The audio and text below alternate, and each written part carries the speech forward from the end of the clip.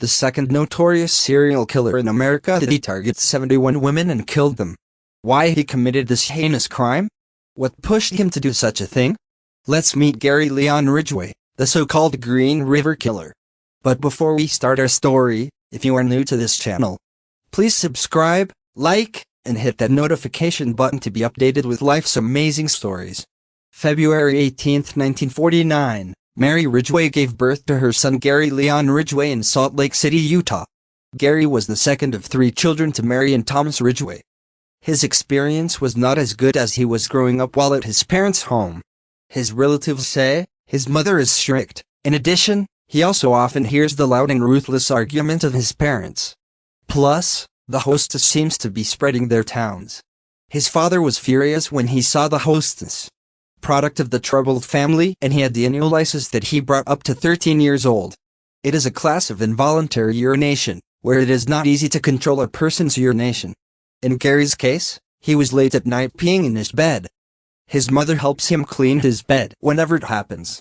But as a young teenager, he feels mixed with frustration and anger every time his mother turns his property off after he pees in his bed.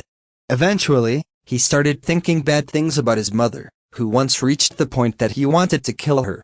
His feelings of cruelty resulted in a bad event. He invites a 4-year-old kid to play in the forest. Here, he stabbed the child to the side and affected the child's liver. The child survived the incident. Gary stopped for a year because of his dyslexic illness, in which he had difficulty on reading, writing, and spelling. He also has an IQ level of at least 80, meaning he has a hard time procuring and registering some things in his brain. One reason he couldn't keep up with his school classmates.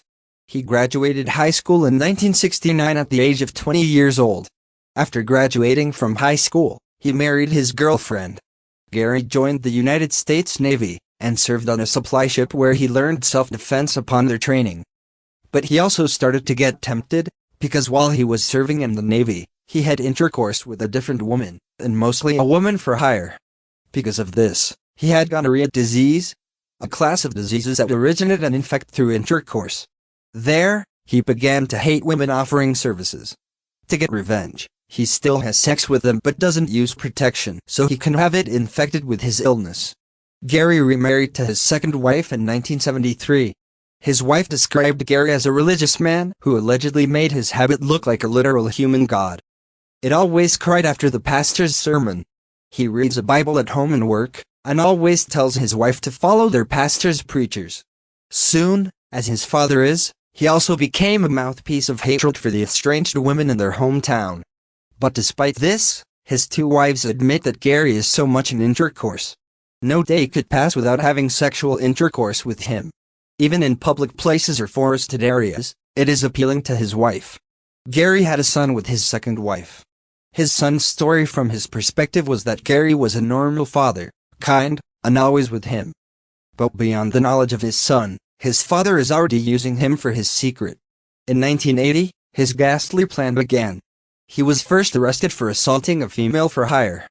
But he escapes for the reason that the woman bit him and he only did in self-defense. Eventually, 5 bodies were found on the Green River in different weeks. One of these is Gary's first victim, a 16-year-old woman, Wendy Lee Caulfield. It was identified as one of the girls who drove away from a house of adoption. 1 week after she was driven home, her body was found dead on the Green River. It was here that the lag started the next crimes located on the Green River, or so they called, the killer in the Green River. Between 1980 and 1990, the number of women he had sex with and killed reached to 40. Most of these were a woman for hire, or maidens who fled from the house of adoption. According to the police report, Gary uses his son's photo so he can make his ghastly plan. He will approach the victims and pretend to ask that he is looking for his child. Once he got the attention of the victim, he was here to commit the crime. Most of the victims died after Gary hit them. Gary tried to prevent his sexual intercourse.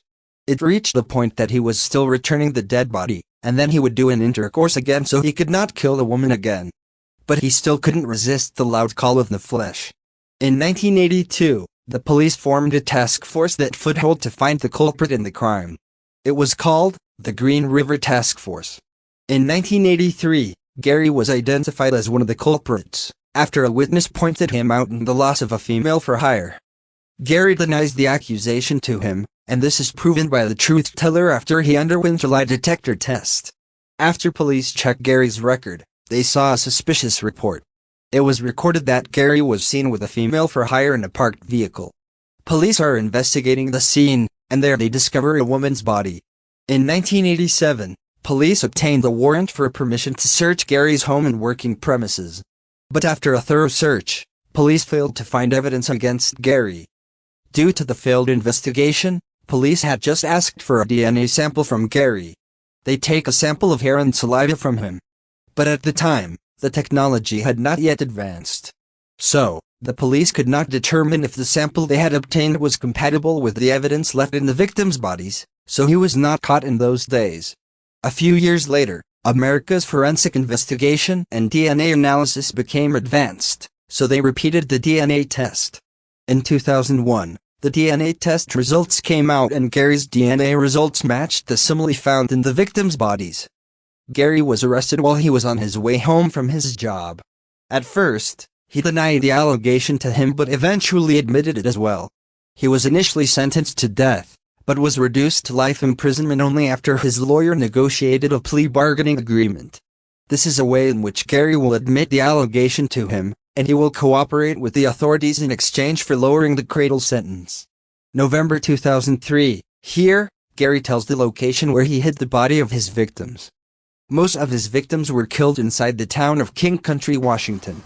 But the body of his victims was taken to Portland to confuse the police investigation. December 2003, Gary was sentenced to 48 life sentences with no possibility of parole, or life imprisonment for 48 lives by victims he unknowingly killed. This was the longest sentence in exchange for the death penalty.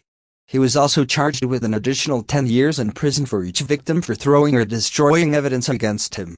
His 48-year life sentence was further increased by 480 years. In February 2004, the court released a taped interview with Gary and admitted that he had killed 65 women. While in an interview in December 2003, he admitted to the killing of 71 women. And he called these crimes a carrier, meaning he still had victims not on the police list, that he meant not to throw them on the Green River to divert the investigation.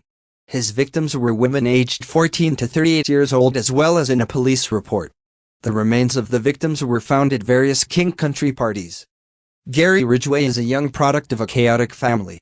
No other feelings but hatred for what he had witnessed inside his home. A young man who was not given the proper guidance of his parents.